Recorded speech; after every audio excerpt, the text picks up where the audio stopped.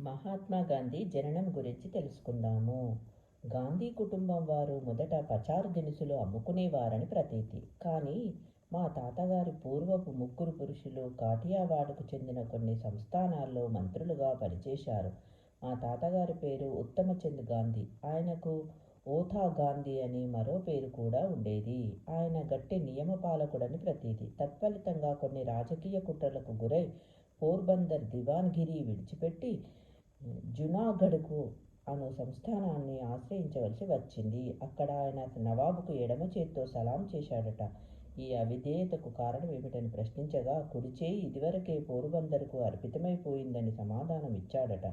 భార్య చనిపోగా ఓతా గాంధీ రెండో పెళ్లి చేసుకున్నాడు. మొదటి భార్యకు 4 కొడుకులు, రెండో భార్యకు 2 కొడుకులు పుట్టారు. ఓతా గాంధీ కొడుకులంతా ఏకగర్భ సంజాతులు కారని బాల్యంలో నాకు తెలియదు. ఆ విషయం ఇతరుల వల్ల బాల్యంలో తెలుసుకున్నానని కూడా చెప్పలేను. ఆ 6 అన్నదమ్ముల్లో 5వ వాడు కరమ్చంద్ గాంధీ.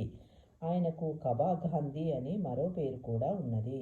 6వ వాడు తులసీదాస్ గాంధీ. ఈ అన్నదమ్ములిద్దరూ ఒకరి తర్వాత ఒకరు పోరుబందర్కు దివానులుగా పనిచేశారు. కబా గాంధీ మా తండ్రి. పోర్బందర్ ప్రధానమాత్య పదవిని త్యజించిన తర్వాత ఆయన స్థానిక కోర్టులో సభ్యుడిగా పనిచేశాడు. తర్వాత రాజకోట దివానుగాను, ఆ తర్వాత బికానేరుకు దివానుగాను పనిచేశారు. యావత్ జీవితము రాజకోట సంస్థానంలో పింఛన్ పుంజుకున్నారు. కబా గాంధీకి 4 పెళ్లిళ్లు జరిగాయి. మొదటి భార్యకు, రెండో భార్యకు 2 కూతుళ్ళు పుట్టారు. 4వ భార్య పుట్టలీబాయి. ఆమెకు 1 కుమార్తె, 3 కుమారులు పుట్టారు. వారిలో నేను చివరివాణ్ణి. నా తండ్రి కులాభిమాని, సత్యప్రియుడు, శూరుడు, ఉదారుడు, కానీ కోపిష్టి, కొంచెం విషయలోలుడని చెప్పవచ్చు. ఎందుకంటే 40 ఏళ్లు గడిచాక 4వ పెళ్లి చేసుకున్నారు కదా. ఆయన లంచగొండి కాదని, ఇంటా బయట కూడా పక్షపాతం లేకుండా వ్యవహరించే న్యాయశీలి అని ఖ్యాతి గడించారు. ఆయన సంస్థానాభిమానము, సర్వాభితనము. ఆయన ప్రభువగు రాజకోట రాజును అసిస్టెంట్ పొలిటికల్ ఏజెంట్ ఒకనాడు తులానాడేసరికి కబా గాంధీ ఆయన్ని ఎదిరించారు. ఆయన ఏజెంటుకు కోపం వచ్చింది. పొరపాటు చేశానని ఒప్పుకొని శరణు వేడితే క్షమిస్తానని అన్నాడు. కానీ కబా గాంధీ అందుకు అంగీకరించలేదు. తత్ఫలితంగా ఆయన కొన్ని గంటల పాటు నిర్బంధించి ఉంచారు. ఆయన భయపడలేదు. ఆ తర్వాత ఆయనను విడిచిపెట్టారు. మా తండ్రికి డబ్బు నిల్వ చేద్దామనే తలంపు లేదు. అందువలనే మాకు బహు తక్కువ ఆస్తి మిగిలింది. మా తండ్రి చదివింది 5వ తరగతి వరకే. చరిత్ర, భూగోళం ఆయన ఎరుగడు. కానీ ఆయన గొప్ప అనుభవజ్ఞుడు, వ్యవహార జ్ఞానంలో దిట్ట, చిక్కు సమస్యలని తేలికగా పరిష్కరించటంలో మేటి. కనుకనే వేలాది మంది జనాన్ని పరిపాలించగల సామర్థ్యం ఆయన గడించాడు. మత సంబంధమైన పరిచయం ఆయనకు తక్కువగా ఉండేది. దేవాలయాలను దర్శించడము, మత సంబంధమైన వాదాలు వినడం వల్ల చాలామంది హిందువుల వలనే ఆయనకు ధర్మ పరిజ్ఞానం కలిగింది. మా కుటుంబానికి ఆప్తుడైన ఒక బ్రాహ్మణుడిచే ప్రేరణ పొంది చివరి రోజుల్లో గీతాపారాయణం ప్రారంభించారు. ప్రతిరోజు శ్లోకాలు పఠిస్తూ ఉండేవారు.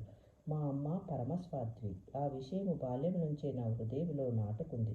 ఆమెకు దైవచింతన అధికం. ప్రతిరోజు పూజ చేయకుండా భోజనం చేసేది కాదు. వైష్ణవ దేవాలయం వెళ్ళి రావడం ఆమె నిత్య కార్యక్రమం. ఆమె చాతుర్మాస్య వ్రతము, వర్ష ఋతువునందు 4 మాసాలు ఒక పూట భోజనం చేయి వ్రతము మానడము నేను ఎన్నడూ చూడలేదు. ఎన్నో కఠినమైన నోములు నోచి వాటిని నిర్విఘ్నంగా నెరవేరుస్తూ ఉండేది. జబ్బు చేసినప్పుడు దాన్ని సాకుగా తీసుకుని నోములు మానడం ఎరగదు. ఒక పర్యాయం ఆమె చంద్రాయన వ్రతము, చంద్రుని పెరుగుదలను బట్టి భోజన పరిమాణము పెంచడము, తగ్గించడమని వ్రతం ప్రారంభించి మధ్యలో జబ్బు పడింది. జబ్బు ఏమాత్రం తగ్గలేదని నాకు గుర్తు. 2-3 రోజులు ఉపవాసం అంటే ఆమెకు లెక్కలేదు. చాతుర్మాస వ్రతపు రోజుల్లో ఒక పూట మాత్రమే భుజించడం ఆమెకు అలవాటు. అంతటితో ఆగాక ఒక పర్యాయము చాతుర్మాస వ్రతం పట్టి సూర్యుని చూచిగాని భోజనం చేయనని నిర్ణయించుకుంది. ఆ రోజుల్లో సూర్యదర్శనం అయిందని మా అమ్మకు చెప్పేందుకై పిల్లలమంతా సూర్యుని కోసం నిరీక్షిస్తూ డాబా మీద నిలబడి హఠాత్తుగా సూర్యుడు కనిపించినప్పుడు గబగబా మా అమ్మ దగ్గరకు పరిగెత్తుకుని అమ్మ సూర్యుడు వచ్చాడని చెప్పిన రోజులు నాకు గుర్తు వస్తున్నాయి. సూర్యదర్శనం కోసం ఆమె పరుగున బయటకు వచ్చేది. అంతటిలో మాయదారి సూర్యుడు మబ్బుల చాటున దాక్కునేవాడు. ఇవాళ నేను భోజనం చేయడం ఈశ్వరునికి ఇష్టం లేదు కాబోలు అని అంటూ ఆమె సంతోషంగా వెళ్ళి ఇంటి పనుల్లో లీనమైపోయేది.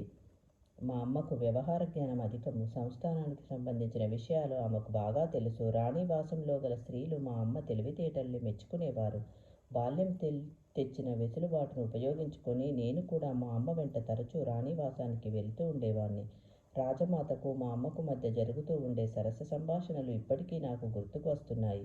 కబా గాంధీ, పుత్తలీబాయి దంపతులకు సుధామాపురెను పోరుబందర్లో 1869 అక్టోబర్ 22వ తేదీన శుక్ల సంవత్సరం భాద్రపద బహుళ ద్వాదశి శనివారము నేను జన్మించాను. పోరుబందరులో నా శైశవం గడించింది. నన్ను బడిలో చేర్చడం నాకు గుర్తు ఉంది. ఎక్కాలు వల్లించాలంటే నాకు ఇబ్బందిగా ఉండేది. అప్పుడు తోటి పిల్లలతో పాటు మా పంతుల్ని తిట్టడం తప్ప నేను నేర్చిందేమీ గుర్తులేకపోవడాన్ని తలుచుకుంటే నాకు బుద్ధి మందమైనదని, నాకు జ్ఞాపకశక్తి తక్కువని స్పష్టంగా చెప్పవచ్చు. పిల్లలమంతా అప్పటం పాట పాడేవాళ్ళం. ఆ పాటను ఇక్కడ పుటకిస్తున్నాను.